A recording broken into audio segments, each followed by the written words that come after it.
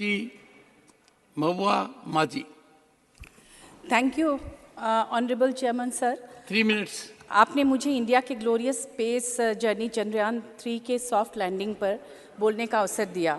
मैं इसरो को और देश का गौरव बढ़ाने वाले तमाम साइंटिस्ट्स को दिल से धन्यवाद देना चाहूँगी। पूरी दुनिया उनकी इस उपलब्धि के लिए उनका आभारी हो गया है। उन्होंने हम सबको गौरवान्वित किया है। मुझे इस बात का भी गर्व है कि मेरा जन्म एक ऐसे शहर में हुआ जहाँ पर HEC हेवी इंजीनियरिंग कॉरपोरेशन है, जो कि इंडिया के स्पेस प्रोग्राम को हमेशा बहुत आगे बढ़ाया। और आप सभी जानते होंगे कि चंद्रयान 1, 2 और 3 तीनों में जो लॉन्चिंग पैड है और बहुत सारे उपकरण HEC में बने हुए हैं। ये 1952 में बना था, जबकि हमारे पंडित नेहरू जी ने इसे बनाया था। और एशिया का सबसे बड़ी इंडस्ट्री है, ये मदर इंडस्ट्री माना जाता है। लेकिन मुझे ये कहते हुए बहुत दुख हो रहा है कि लगातार मैं कई वर्षों से देख रही हूँ, 2014 के पहले तक उसकी स्थिति लगभग ठीक थी, 2014 के बाद से लगातार डिटोरिएट कर रही है। और अभी 18 महीने से वहाँ के कर्मचारी, स्टाफ, अफसर को अभी तक सैलरी नहीं मिला है। वो लोग चाय बेचते हैं सुबह में, फिर ऑफिस जाते हैं। और आपको बता दूं, उनके पास कोई परमानेंट अभी CMD भी नहीं है। वो भेल के CMD को वहाँ पर 3 साल से रखा है उन्होंने, और 3 साल के अंदर वो 5 से 6 बार ही वहाँ पर आए हैं। डायरेक्टर भी नहीं थे, अभी भी उसी तरह से टेम्परेरी डायरेक्टर रखा गया है।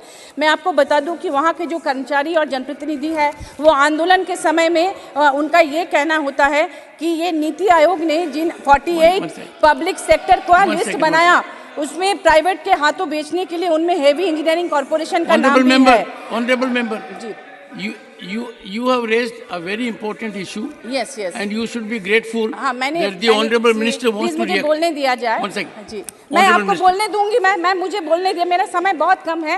मैं एक बार अभी लगातार आंदोलन हो रहा है, मैं बोलूंगी। Please. आपका सुनूंगी, लेकिन पहले मुझे बोलने। Honorable member, at my request, since you have raised a very good issue, a human issue, लेकिन इसे पूरा तो करने दीजिए। And your success lies that the honorable minister नहीं, मैं ये बोलना चाहूंगी। 1 second, is ready to respond. Allow him to respond.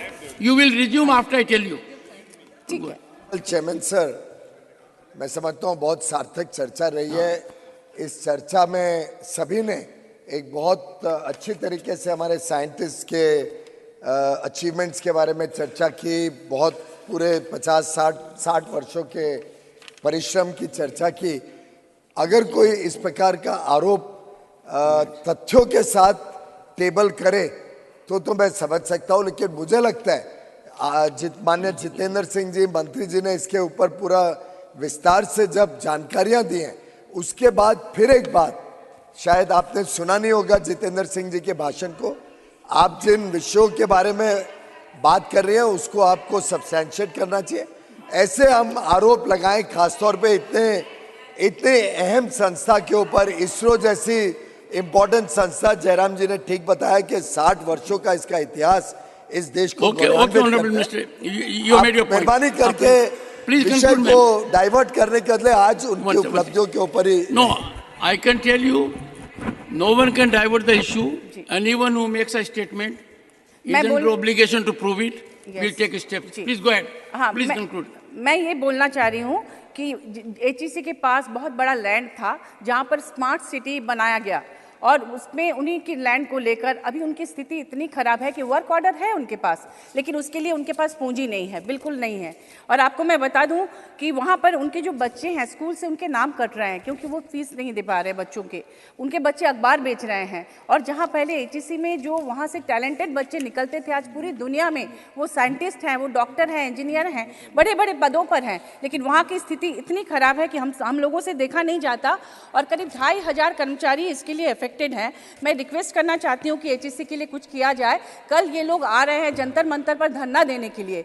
अगर मैं फेक कह रही हूं तो आप लोग वहां से पता कर लीजिए। वो लोग धरना देने आ रहे हैं, वहां के कर्मचारी, और लगातार इस तरह से वो परेशान हैं। और अभी से नहीं, मैंने राज्यसभा में भी ये मुद्दा पहले उठाया था, लेकिन अभी तक उस पर कुछ भी नहीं किया गया है।